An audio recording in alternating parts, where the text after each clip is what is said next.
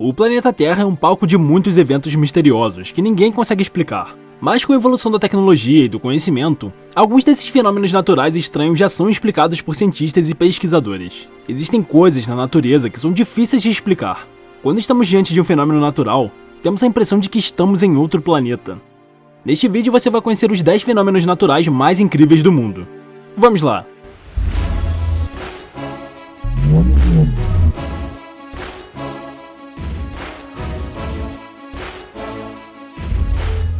Relâmpagos em vulcões.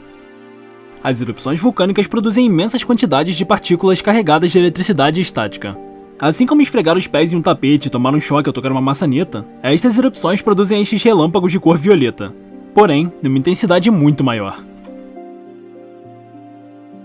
Bolhas de gelo inflamáveis.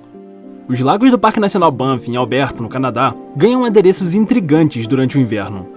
Quando a temperatura baixa e as águas congelam, bolhas de metano geradas pela decomposição de material orgânico ficam presas, submersas, gerando formas únicas. Tudo vira pano de fundo para os visitantes, que usam o lago como ringue de patinação natural. As bolhas são realmente bolsas congeladas de metano, que é um gás altamente inflamável. E ninguém gostaria de estar por perto quando explodem. Círculos de gelo. Consiste em uma estrutura que foi criada por obra do frio extremo. De acordo com Peter Dockery, do site Science Alert, a formação surgiu há alguns dias no rio Presumpscot, em Maine, nos Estados Unidos, e mede mais ou menos 90 metros, e definitivamente não se trata de algo que aparece por aí todos os dias.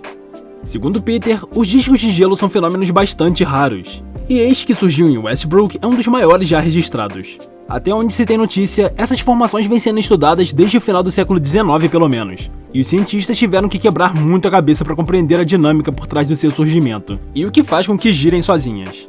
Durante muito tempo, a explicação para o fenômeno foi a de que discos se formavam porque os redemoinhos dos rios, por fluírem de forma mais lenta que a correnteza principal, eram mais propensos a congelar e criar camadas de gelo na superfície.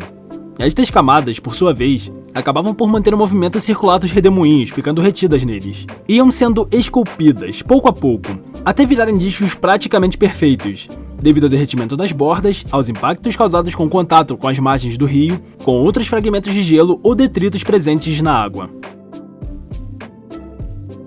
Redemoinhos de fogo. O fenômeno ocorre devido à temperatura muito elevada, que acaba influenciando a direção dos ventos da região, favorecendo o giro. Isso é muito comum de se ver em campos mais abertos, onde a gente vê aqueles redemoinhos de espiral levantando poeira.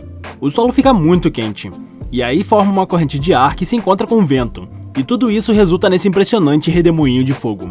O mesmo ocorreu em Goiás. Se não tivesse fogo nenhum e os ventos continuassem perturbados da forma que estavam, provavelmente levantariam poeira e ia haver aquele redemoinho que é mais comum, elevando papel ou lixo.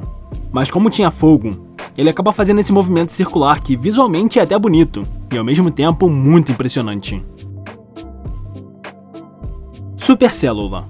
Uma supercélula é um tipo de tempestade caracterizada pela presença de uma corrente de ar ascendente girando no interior da nuvem. As supercélulas são geralmente as menos comuns, entretanto também são as mais severas. Podem ocasionar chuvas fortes, descargas elétricas e rajadas de vento. O mais perigoso é quando ocorre a formação de tornados, pois estes causam muitos danos por onde passam. As supercélulas têm geralmente 3 classificações: clássica, baixa precipitação e alta precipitação. Supercélulas de baixa precipitação são encontradas em climas mais secos e áridos, enquanto as supercélulas de alta precipitação podem surgir em qualquer lugar do mundo, mas são vistas principalmente nas grandes planícies dos Estados Unidos. No Brasil, ocorrem principalmente nas regiões sul e sudeste do país, e eventualmente produzem tornados.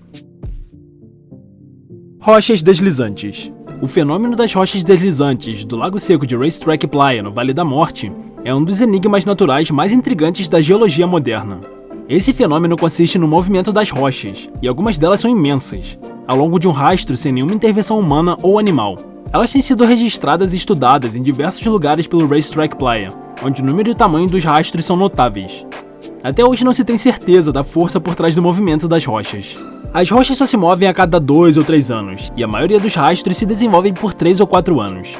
As pedras ainda são capazes de se virarem, expondo o outro lado para o chão, e deixando rastros diferentes.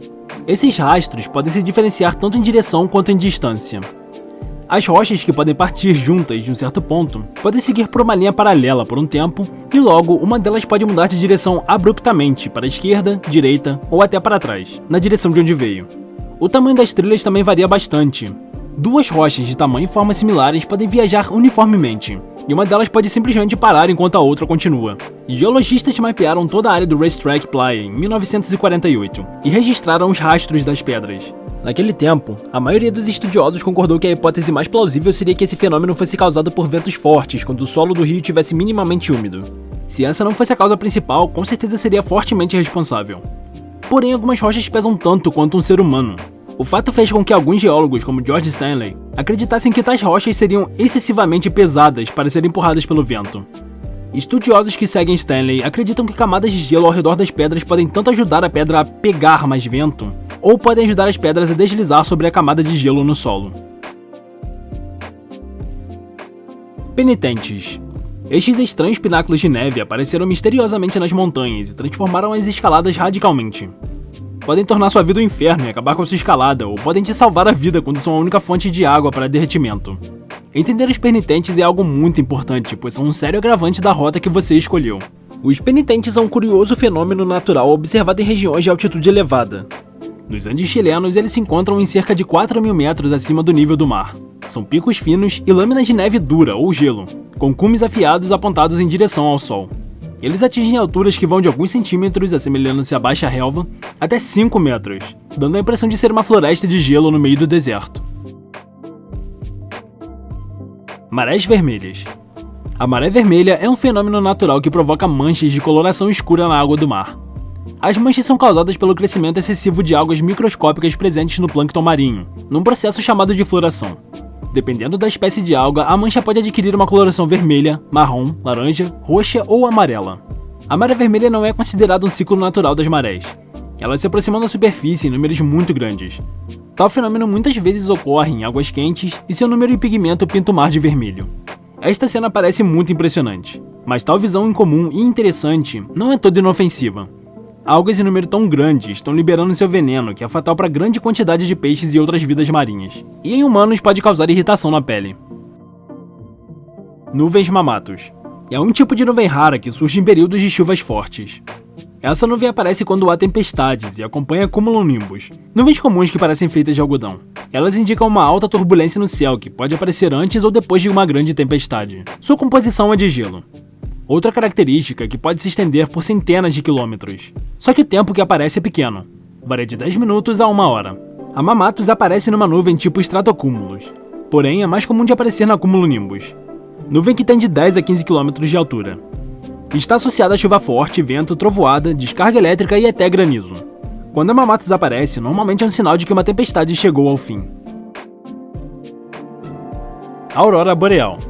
A aurora boreal é um nome dado ao efeito visto no Polo Norte, geralmente entre os meses de agosto e abril. No sul, esse mesmo efeito é chamado de aurora austral. A questão é que se trata do mesmo fenômeno, porém visto em locais diferentes. As luzes que são registradas no céu são chamadas de auroras polares. São fenômenos ópticos que ocorrem em função da colisão dos ventos solares com a atmosfera terrestre.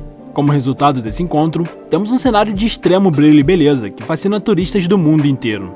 Para a ciência, essas auroras são fenômenos luminosos típicos de zonas polares, então provenientes da capacidade de excitação de átomos e moléculas. O fenômeno pode se estender por alturas impressionantes, chegando a 150 km, sendo vistos em diferentes formatos como faixas horizontais, circulares e pontos luminosos, por exemplo, sempre de maneira alinhada ao campo magnético da Terra. Suas cores tendem a variar, mas na maioria das vezes, o que se vê é uma variação do verde e amarelo.